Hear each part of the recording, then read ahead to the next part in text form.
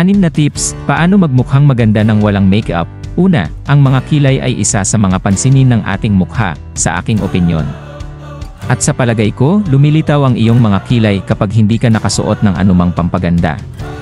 Kaya't inirerekomenda kong kulayan ang iyong mga kilay at pilikmata ng regular, kung hindi ka pinagpala na ipinanganak na may maitim na buhok sa mukha.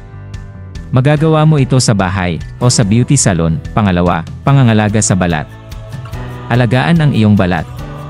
Mas gaganda ang pakiramdam mo kapag nasa mabuting kondisyon ang iyong balat.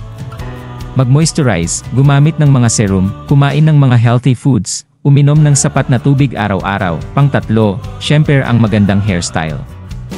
Gumawa palagi ng magandang hairstyle na walang makiplok, dahil mas maganda ang pakiramdam, anuman ang kasalukuyang kondisyon ng ating mga balat. Iba't ibang braids, curls, refreshed hair color. You name it. Pang-apat, magdamit na nakaka-attract sa paningin. Magkaroon ng mga damit na komportable ka, at nababagay sa iyo ng husto sa uri ng iyong katawan. Pang-lima, mga labi. Panatilihing moisturized ang iyong mga labi gamit ang magandang lip balm. Ang sobrang malambot na labi ay nagpapaganda sa iyo. Ang isang banayad, upang gawin ito ay gamit ang isang sipilyo.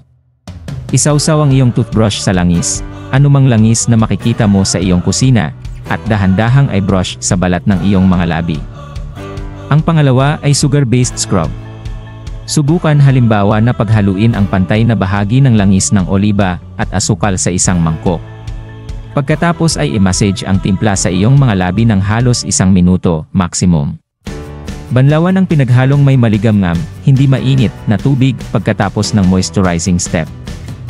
Mas mainam ang mga organic na lip balms kaysa sa petroleum jelly at bee. Pang-anim, magpasalamat sa kung ano ang mayroon ka, at ngumiti sa tuwing magagawa mo. Alam nating lahat na ang pagngiti ay nagpapaganda sa iyo sa paningin ng iba. Naniniwala ako na ang tunay na kaligayahan ay kasama ng pagpapahalaga sa buhay.